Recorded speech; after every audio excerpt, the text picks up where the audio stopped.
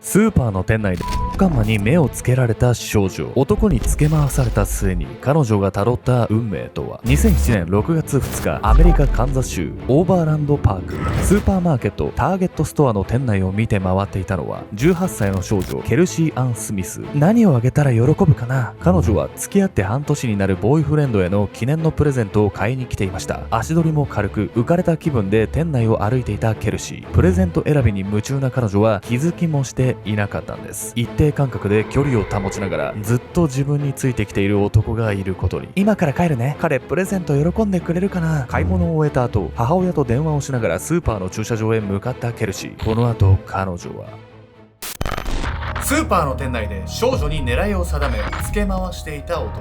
スーパーを後にした少女を待っていたあまりにも悲惨な運命とは。たとえそれが公共の場でも、犯罪者は巧みに人の目をかいくぐり牙を剥くんです。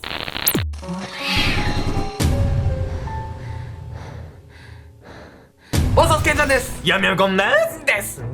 というわけでやみこさん、そろそろねちょっと衣装新しくしたいなってことで、今度ねやみこさんも着物にしようってことで、そう今度買いに行きましょう。あなたがこんな感じなの？私は何？青色とか？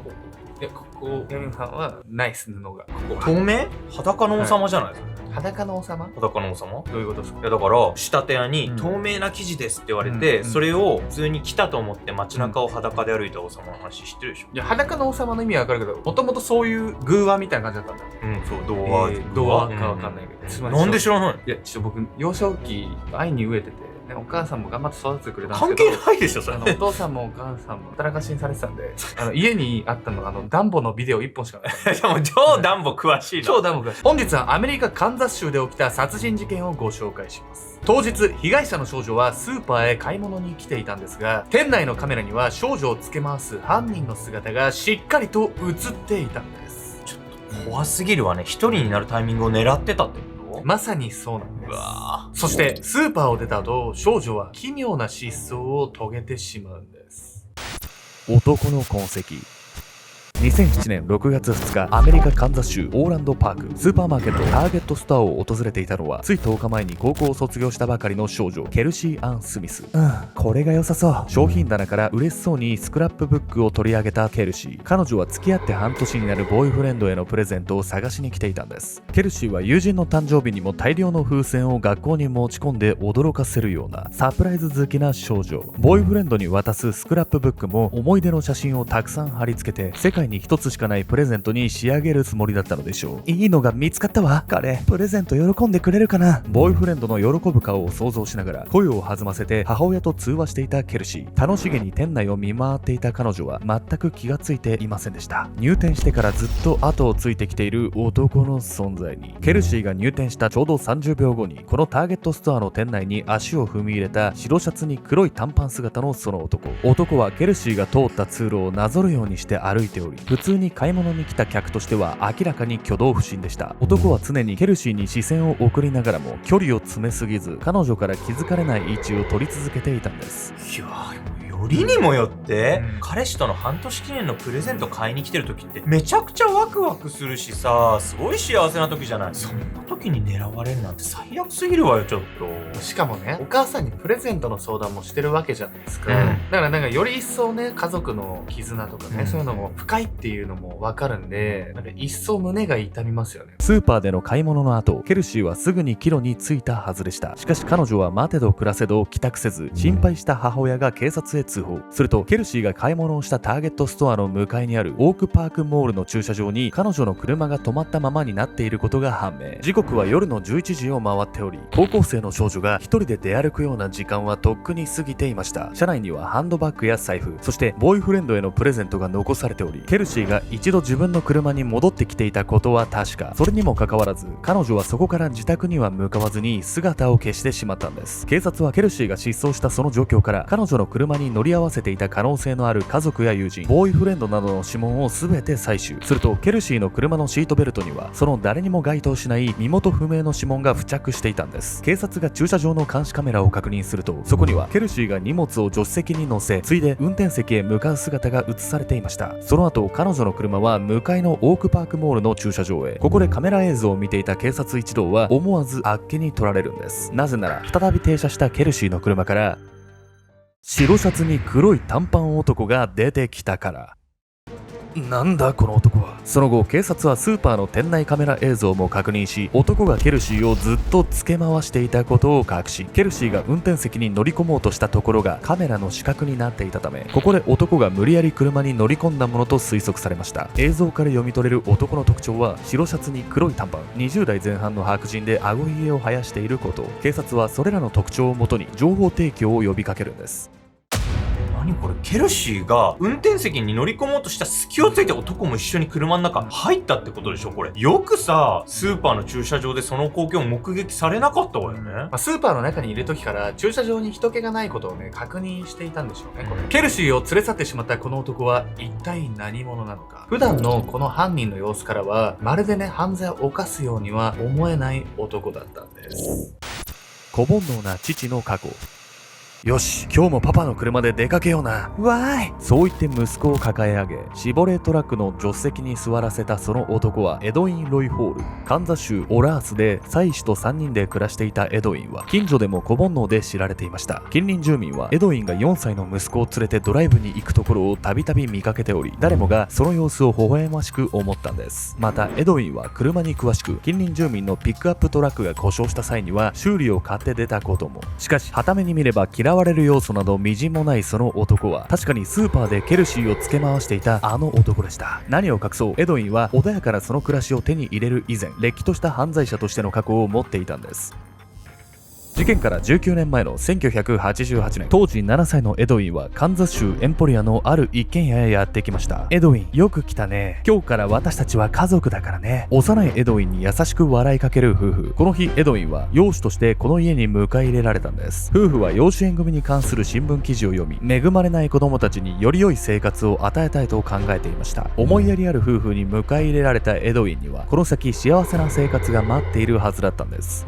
何養子に行った家で何か良くないことが起きるってこと？エドウィンはですね、彼自身の行動で自分を受け入れてくれた養父母を失うことになるんです。エドウィンが養子に来て8年が過ぎた15歳の頃、その日、その家に響いたのはエドウィンに新しくできた8歳下の妹の悲鳴。どうかしたの？養父母が駆けつけると、妹はエドウィンにナイフを突きつけられていました。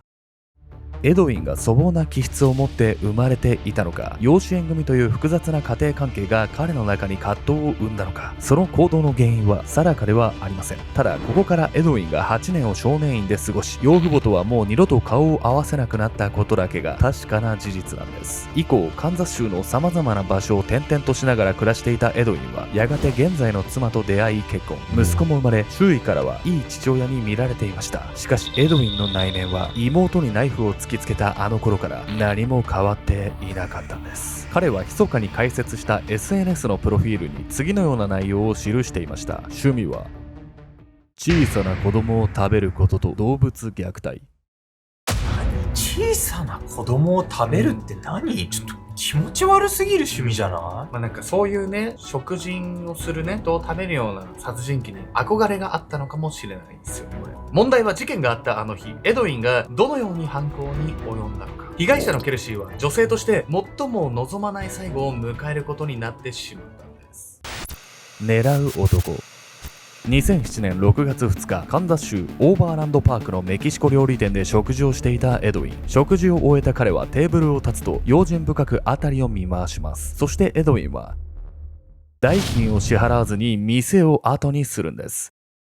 それもそのはず、彼はこの日そもそも財布を持ってきていませんでした。それにもかかわらずショッピングモールの中を何時間もうろついていたんです。どっかにやれそうな女いねえかな。エドウィンはその日モールを訪れる若い女性を品定めしに来ていたんです。そして夜7時を迎えようという頃、エドウィンの目に留まったのは向かいのスーパーターゲットストアの駐車場に車を止める少女ケルシーの姿でした。うわ、たまんねえ。いい足してやがる。ケルシーの後ろ姿を追って遅れること30秒。エドウィンはターゲットストアの店内へと足を踏み入れた。ごくりと唾を飲み込んだエドウィン。その視線はケルシーの長く滑らかな足へ一心に注がれていた。駐車場にはちょうど誰もいなかった。あの女の車は分かってる。店を出た後のことに思考を巡らせながら、エドウィンは少女ケルシーの一挙手一投足に目を光らせる。そうとは知らないケルシーは楽しそうに電話をしながら商品を選んでいた。そしてそれは彼女がレジへ並んだその時だった。今だ。会計を済ませるケルシーを横目に一足先に店を出たエドウィンは愛車のシボレートラックへ向かった。彼が手に取ったのは車内に積まれていたモデルガン。エドウィンは呼吸を整えつつケルシーの車の方へ向き直る。するとそこではちょうど彼女が荷物を積んでいるところだった。近くで見るとよりそそるね。いい足だ。もうすぐ俺のものになるぞ。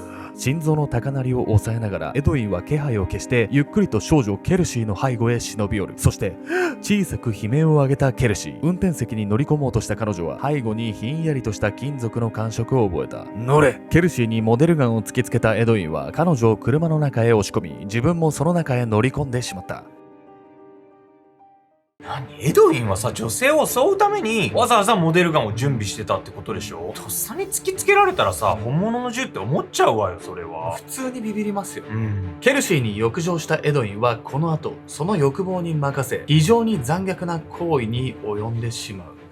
その後モデルガンで脅された少女ケルシーはエドウィンのシボレートラックに乗せられミズーリ州の外れの森林公園へ。エドウィンはそこでケルシーを最後は自身が身につけていたベルトで絞め殺してしまうんです。この4日後の6月6日、森林公園の木のくぼみの中でケルシーの全裸の遺体が発見されることに。彼女の首には凶器のベルトが巻かれたままの状態。近くに落ちていたシャツには漂白剤がかけられており、エドウィンが証拠隠滅を図ったことは一目瞭然でした。そして現在の法律なら遺体はもっと早く発見されていたかもしれません。遺体が見つかったのはケルシーの携帯の発信記録をたどった結果でしたが、実は携帯会社が警察に記録を開示するまで4日を要しました。当時のアメリカの携帯会社は個人情報保護法の観点から司法機関の緊急要請による個人情報の開示には応じていなかったんです。緊急時にすぐに被害者の携帯の通信履歴を調べられないことが問題視されて、カンザス州では2009年にケルシー・スミス法という法律が制定されたんです。ここで本日のメトラキーワード、ケルシー・スミス法について。ケルシー・スミス法とは、通報時や人が死亡または重大な身体的危害を受ける危険性がある場合に通信会社が位置情報を警察に提供することを義務付ける法律。ケルシー・スミス法は2009年にケルシーの両親によって提案され、カンザス州で初めて制定される運びとなりました。この法律は2021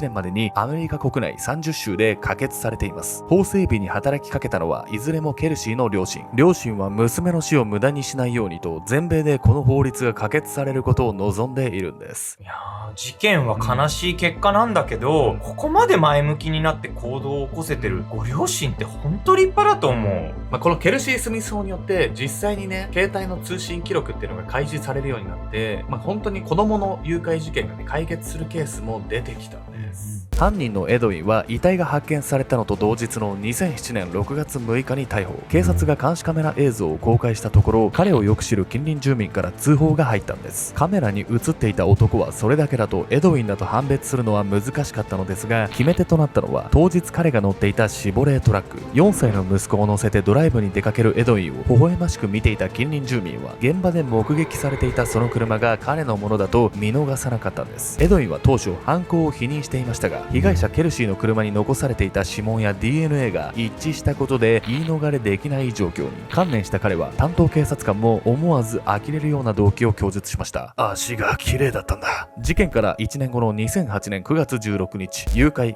殺人の罪で有罪となったエドウィンに下された判決は仮釈放なしの終身刑。エドウィンは自身の行為について法廷で遺族に謝罪。現在もカンザス州ハッチンソン強制施設に収監されています。スーパーという人々が一切警戒心を抱かない公共の場所から巧妙に被害者を連れ去り、欲望のままに殺害してしまったエドウィン。犯罪者はいつどんな手口で付け狙ってくるかわかりません。突然不審者に遭遇した時、あなたはどんな行動で身を守りますか？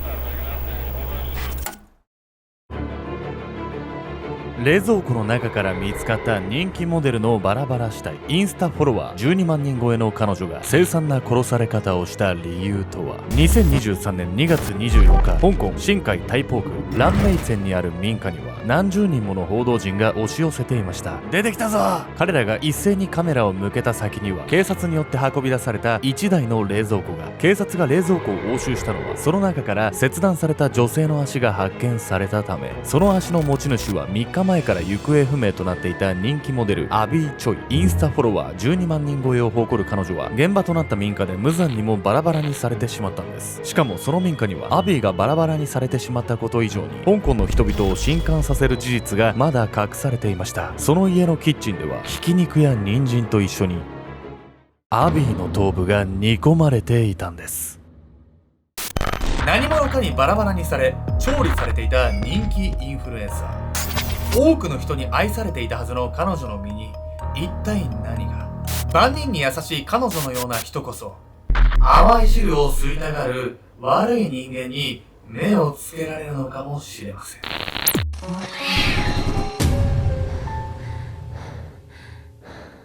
この動画の続きはオンラインサロン秘密結社アルゴメトリーでご視聴ください。